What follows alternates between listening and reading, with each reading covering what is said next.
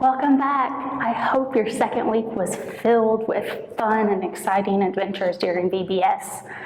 Last week, we learned how compassion begins with seeing and then how you feel what that person is feeling. So maybe someone fell and you felt the pain of them getting hurt, or maybe someone was laughing and you felt the joy and happiness coming from them too.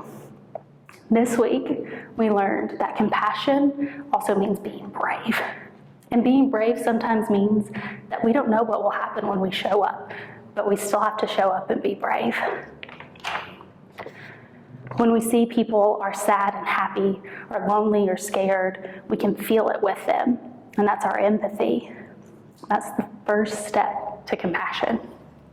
Excuse me. Sometimes helping somebody do something is hard, and that's okay. Sometimes it's being honest about who we are and what we need, and that's okay.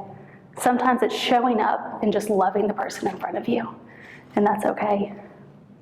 All of these things can be hard at times though, but we all have to be brave with it.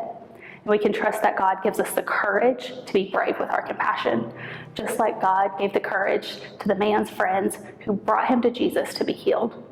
They didn't know what would happen when they showed up on the roof to get him into the crowded area that Jesus was teaching. But they showed up, and they were brave, and they did help, and that's compassion. Let's end like we have started everything, with one hand on our head and one hand on our heart, because compassion starts in our head, and we feel it in our heart. Let's pray. Repeat after me. Dear Jesus, your compassion always looked like courage. Strengthen our hearts with your bravery as we risk, reach out, and lift up our siblings near and far. Help us keep our eyes on you. Amen. Thank you, and I'll see y'all next week.